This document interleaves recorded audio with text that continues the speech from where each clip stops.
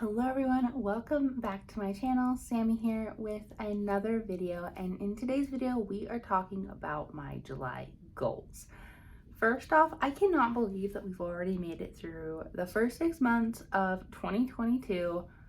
That just blows my mind, but I am so excited for this mid-year refresh and thinking of all the things I've already accomplished in the year and what I still have ahead of me to accomplish by the end of 2022. I'm kind of doing things a little bit differently now. If you watched my planner stack video, you know that I'm kind of changing how I'm doing goal setting. And so in today's video, I'm going to talk about the books that I'm using and what my goals are for July. And then I think in August, I'm actually going to film me setting up for August. I think that'd be a lot of fun. That way you just don't see me talking and you can kind of see my process in goal setting for every month. So let's go ahead and just jump in. First off, at the beginning of 2022, let me grab it really quick. I was using the Cultivate What Matters 12-month power sheets, and I love this book. It is so amazing, and I've used it for about 3 or 4 years now, and it's helped me a lot. The company, Cultivate What Matters, came out with a new goal setting planner though, and it is a 90-day power sheet. And so this is undated. I have a full review on it when I received it, but this just helps you focus on the next 90 days.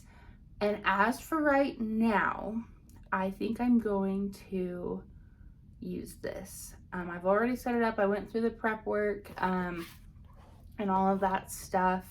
And I'm really excited. I'm a little hesitant because it is a little different than the 12-month book. There's not as much space for different things as the 12-month book. And so that was something to get used to. But it's because you're only focusing on 90 days rather than 12 whole months. And so I kept having to remind myself that I'm only setting goals for 90 days. And then after September, I will, if I still like the system, get another book and fill it out for October to December. So we're kind of just playing around with things. In addition to using the 90-day power sheets, I've kind of powered it up with the Moxie Life companion notebook system. I was originally just going to use this as my goal setting system when July came around, but I kind of like having the two together. It's really helping me really focus on things. I feel like power sheets is very more flowery, like what do you want to do in the next 20 years type of thing. Like it's very like broad, it's how you feel type of thing. Or Moxie Life is a very like calculated system. I feel like you have your life compass that you fill out and all of that stuff, which I did do that, and that helped me fill out the evaluations in my power sheets. And so I'm kind of using them together right now, but we will see how that goes. And so I am going to share with you guys what my new goals are, because I did revamp them a little bit, and then what action items I will be focusing on in July. And so let's go ahead and just jump into that. I did write my goals actually in my 12-month power sheets just because I still like to use this book for like brain dumping things and stuff of that nature. And so I did write them in the 90-day power sheets as well, but we'll just use this because it's already open. But my first goal is to prioritize myself. That's nothing new. That has been my personal goal all year, and I feel like I've made a lot of progress with prioritizing myself. I've made a lot of breakthroughs of what I need to do, and so I just feel like I need to keep that as a goal so I can continue to prioritize myself and figure out those things that I'm learning along the way. The next goal is in relation to work and learning, and that is to just teach my heart out. We are almost to a new school year, starts in August, so I have about a month left of summer vacation. And with last year being so hard, I just really want to make sure that I am teaching my heart out. I want my kids to know, my students, that I love teaching. I love that they're in my classroom and that we're learning together.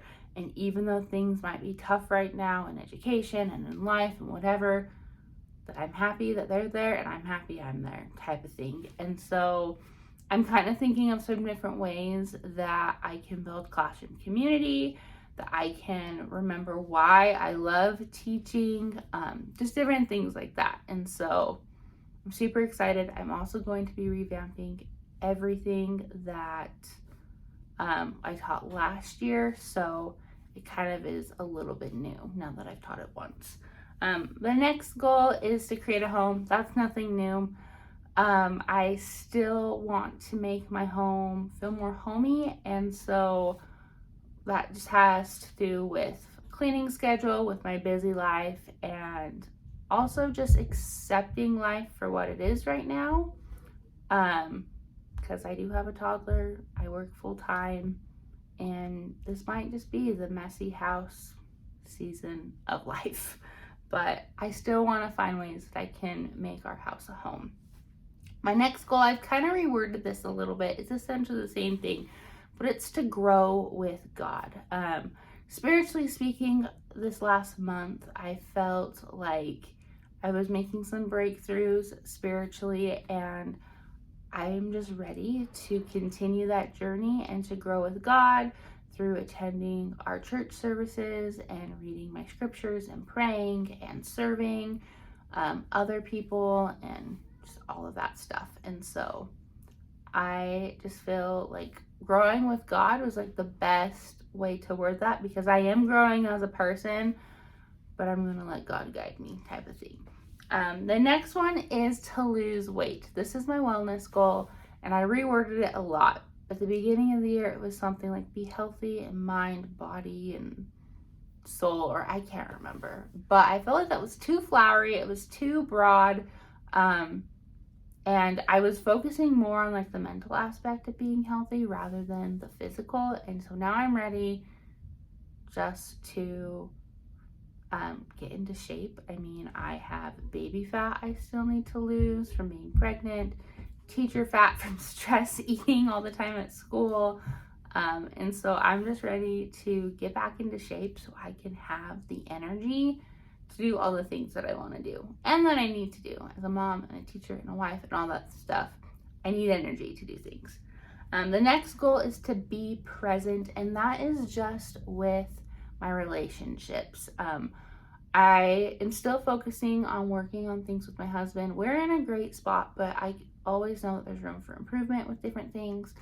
And same with my daughter. I feel like I just need to be present in all my relationships, get off my phone when we're doing things like watching a movie or are at different places. I need to just connect and be open with those that I love. And so being present is something that I really want to focus on for the next half of the year.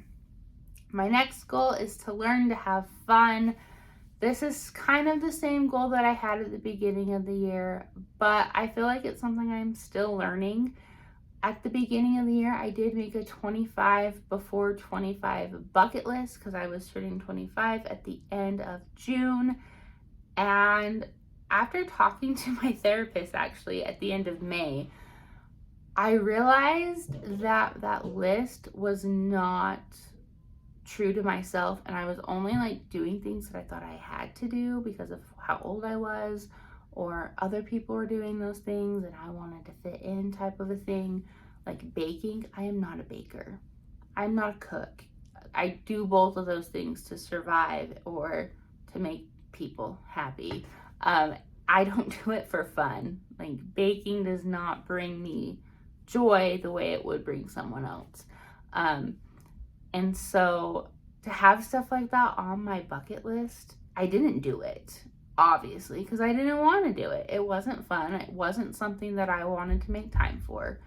And so I have revamped my bucket list of things for myself. And so I'm excited to do those things. I've called it my authentic bucket list. And we'll get more into that word in a minute. But that's what I want to focus on, is just to have fun, do things that bring me joy and not worrying about what everyone else is doing or thinking about me. And then lastly, I made a goal to just follow a monthly budget. My husband and I, we work both full time, and so we are both bringing money in.